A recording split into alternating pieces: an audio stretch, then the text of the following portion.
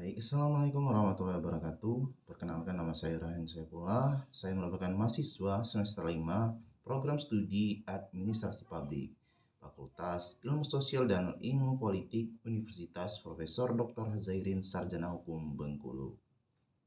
Baik, dalam video saya kali ini saya ingin membahas tentang analisis kebijakan publik. Analisis kebijakan publik. Apa sih analisis kebijakan publik? Analisis kebijakan publik merupakan alat yang digunakan oleh pemerintah untuk mengatur, mengelola, dan mengarahkan berbagai aspek kehidupan masyarakat. Sedangkan definisi analisis kebijakan publik menurut beberapa para ahli sebagai berikut. Antaranya menurut Dai mendefinisikan bahwa analisis kebijakan publik adalah studi tentang pemerintah, masyarakat. Definisi ini menekankan bahwa analisis kebijakan fokus pada pemahaman yang mendalam tentang kebijakan pemerintah dan dampaknya terhadap masyarakat. Selanjutnya ada menurut Laswell tahun 1971. Laswell menyatakan analisis kebijakan merupakan proses pengambilan keputusan mengenai apa yang harus dilakukan dan bagaimana cara melakukannya. Selanjutnya ada menurut Anderson tahun 2014.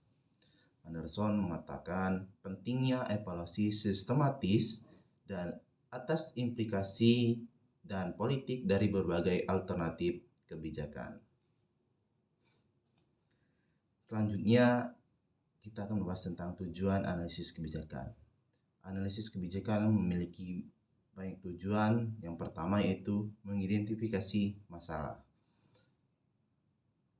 Tujuan utamanya adalah mengidentifikasi masalah yang ada di dalam masyarakat yang memerlukan intervensi pemerintah. Misalnya, meningkatnya angka pengangguran di suatu wilayah membutuhkan kebijakan yang dapat menciptakan lapangan pekerjaan baru. Kedua, mengevaluasi opsi kebijakan.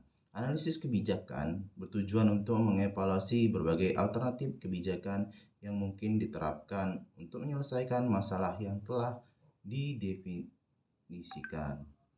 Selanjutnya, yang ketiga ada membuat rekomendasi kebijakan. Setelah mengevaluasi berbagai alternatif, tujuan selanjutnya adalah membuat rekomendasi kebijakan yang paling efektif dan efisien untuk digunakan. Selanjutnya yang keempat yaitu mengomunikasikan hasil analisis. Analisis kebijakan menyediakan informasi yang relevan dan berbasis bukti untuk membantu pembuatan kebijakan dalam mengambil keputusan yang tepat. 5. Mengawasi dan mengevaluasi kebijakan yang diimplementasikan. Tujuan ini adalah untuk mengawasi pelaksanaan kebijakan dan mengevaluasi hasilnya. Selanjutnya, kita masuk ke metode analisis kebijakan. Metode analisis kebijakan memiliki berbagai metode. Yang pertama yaitu analisis cost benefit atau CBA. Metode ini dilakukan dengan melihat perbandingan antara biaya dan manfaat dari berbagai opsi kebijakan. Kemudian kedua, analisis cost effectiveness atau CEA. Metode ini digunakan ketika manfaat dari berbagai opsi kebijakan diukur dalam satuan yang sama tetapi biayanya yang berbeda. Kemudian yang ketiga ada analisis resiko atau RA. Metode ini digunakan untuk mengevaluasi potensi risiko yang mungkin timbul dari berbagai opsi kebijakan. Keempat, analisis multi kriteria atau MCA. Metode ini mempertimbangkan berbagai kriteria untuk mengevaluasi opsi kebijakan. Misalnya, pemerintah mengevaluasi kebijakan pendidikan berdasarkan kriteria seperti aksesibilitas, kualitas pendidikan, dan biaya. Kemudian yang kelima ada analisis dampak. Metode ini digunakan untuk menilai dampak dari berbagai opsi kebijakan terhadap berbagai aspek kehidupan masyarakat. Yang keenam, analisis hierarki proses atau AHP.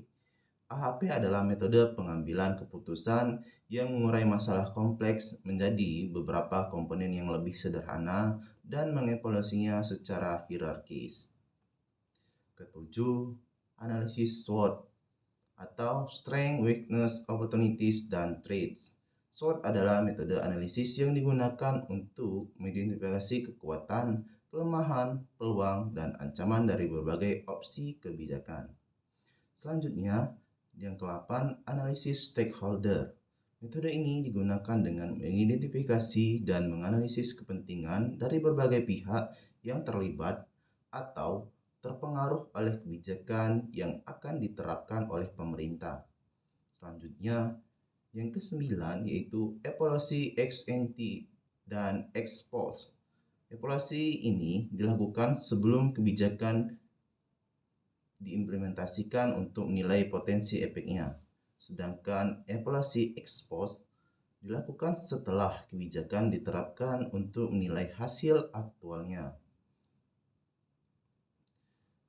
Baiklah, itulah beberapa paparan yang bisa saya sampaikan terkait analisis kebijakan. Lebih dari kurangnya saya mohon maaf. Wabillahi taufiq wal hidayah. Wassalamualaikum warahmatullahi wabarakatuh.